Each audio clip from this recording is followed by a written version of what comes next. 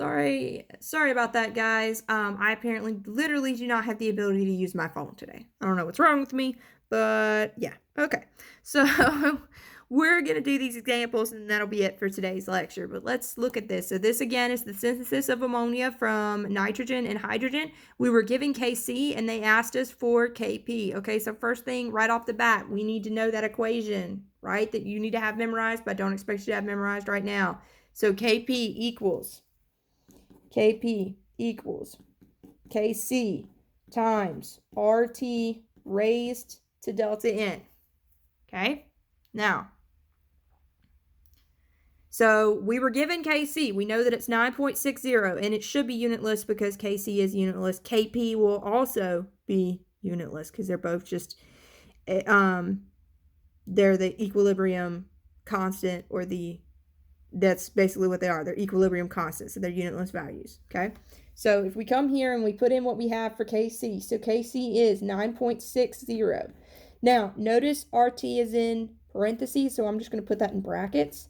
So 0.08206, right? And remember, this is a liter atmosphere per mole Kelvin. You don't necessarily have to write it in, right? But you should at least know it, because then that means that your temperature has to be in Kelvin. They told you 300 degrees Celsius. That's not going to work here, right?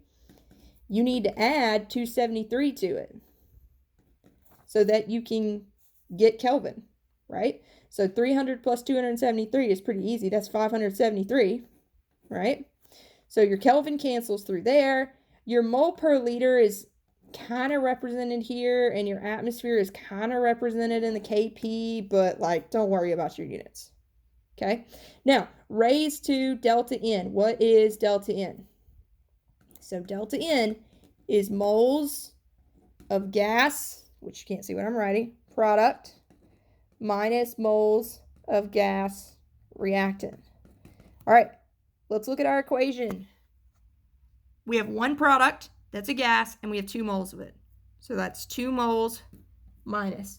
We have 2 reactants that are both gas. One is 3 and one is 1. So that's 4 moles of gas reactants. 2 minus 4 is a -2.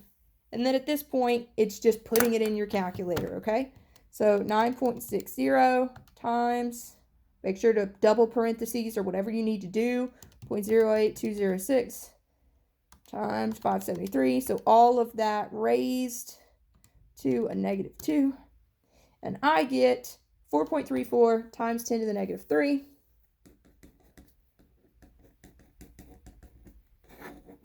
And that is the correct answer.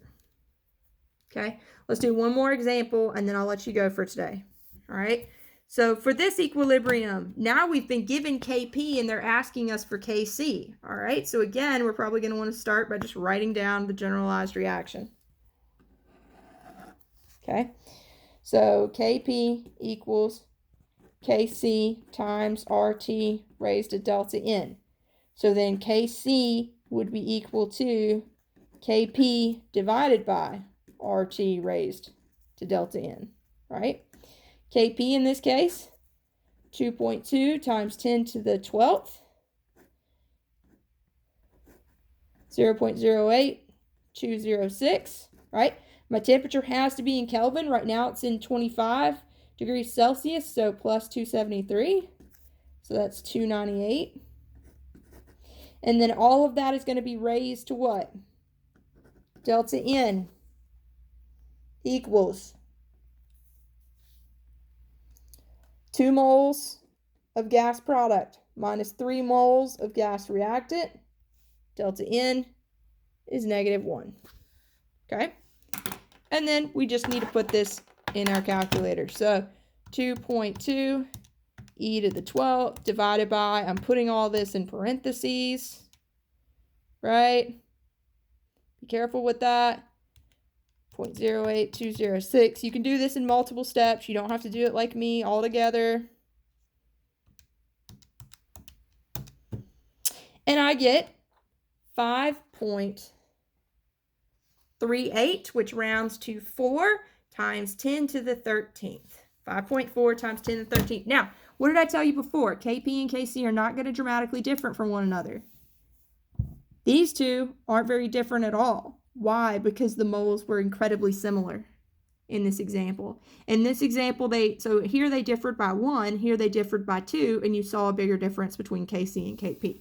So the greater the difference in moles of gas product and gas reactant, the greater the difference between Kp and Kc.